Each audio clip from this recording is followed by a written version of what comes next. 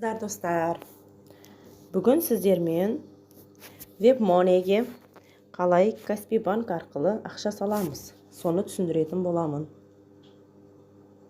Ол үшін біз WebMoneyге кіреміз.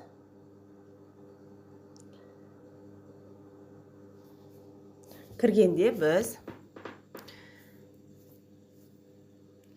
пополнить деп Exchanger Moneyге кіреміз. Все варианты дейсіздер.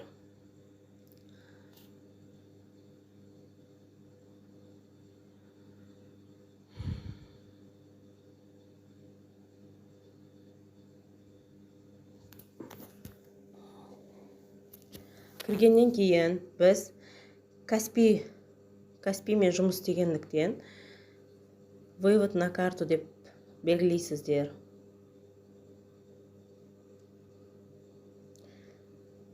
ВМЗ-ны таңдайсыздар, кейін Қазақстан теңгесін таңдайсыздар. Себебі біз Қазақстанда тұрамыз. Қазақстан теңгесімен жұмыс істейміз. Бұл жерде не істейміз? Көп адам түсінбейді екен, Каспий банктен қалай WebMoneyге ақша аударамыз деп. Бұл жерде контрагенттер болады, өздері банктерін жазып қояды. Сіздерде қайсы банк болатын болса, сол банкті таңдай бересіздер. Егер сізде Каспий банк болмаса, Народный болса, Народныйсын таңдайсыз. Бұны таңдағанымыз не үшін керек? Бұл Каспий банкке салатын болса ақшасын, ешқандай комиссия ұстамайды. Егер сіз Каспий банкіңіз болса, Народныйды таңдайтын болсаңыз, сізден комиссия ұстайды. Мысалы, 10 мыңға лайық ВМЗ саламыз дейік. 10 мыңды іздейміз. Біз 25 ВМЗ сатып алсақ болады екен 10 мыңға. Получаете ВМЗ и отдадите. 10 мың 120-ға береді екен. Қарайсыздар, көбісі Каспий банкпен жұмыс істейді. Негіз Қазақстанда Каспий банк көбісінде бар. Сол үшін Каспий банкпен жұмыс істейді. Енді продажанда көресіздер.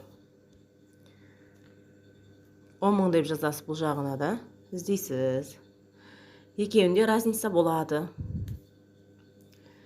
Разницасы былай. Біз сатып алғанда, ВМЗ-ны сатып алғанда қымбаттау аламыз. Сатқанда ВМЗ-ны арзандау сатылады. Сол үшін бізге арзан түсетіні өзіміз заявка жасап істегеніміз. Бізге ВМЗ-ны арзан алу үшін өзіміз заявка дайындауымыз керек. Егер сіздер дайындамайтын болсаңыздар, дайын заявкалар бар. Соларды сатып алсақ болады. Қалай аламыз? Бұл жерде банкіне қараймыз. Ең бірінші, ең арзан тұрады. Бізде 25 ВМЗ 10.120 теңге екен. Соны басамыз үстін. Үстін басасыздар. Код келеді. Әркімде әртүрлі болып келеді. Соны басасыздар.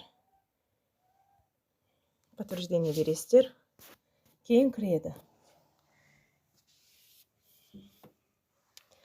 Енді көресіздер. Бұл адам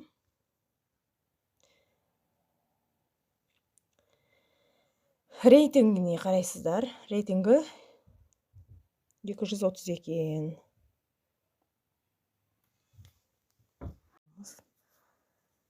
Енді 10 мың теңгеге 25 ВМЗ келеді екен.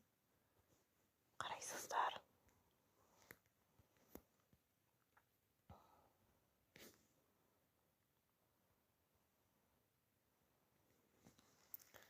Успешных сделок дегенге қарайсыздар.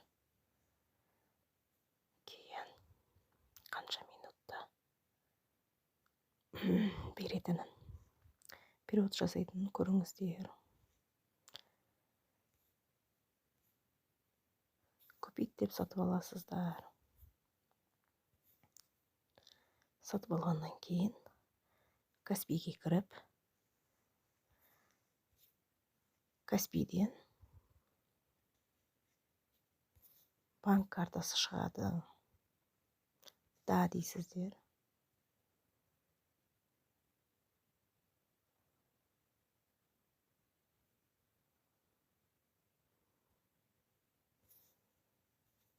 Банк картасы шығады, соны көшіріп аласыздар.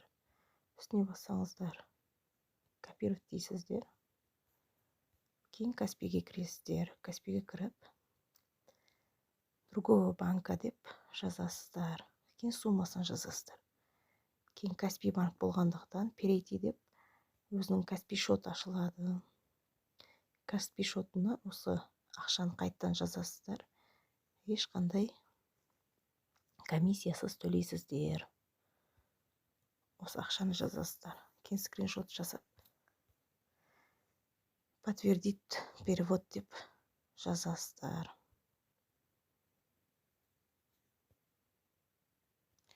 Подтвердить перевод деп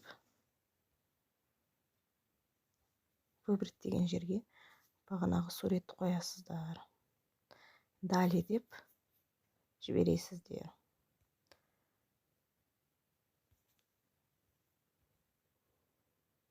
Сөйтіп сіздерге вымызы түсетін болады. Вымызыны главный беттен көресіздер. Осындай сообщение келіп тұрады, приход деп. Мына жерге түседі. Плюс деп тұрады. Ақшасын төлегеннен кейін түседі. Жарты сағат, 1 сағат ішінде түседі. Подтверждение беруіне байланысты ол.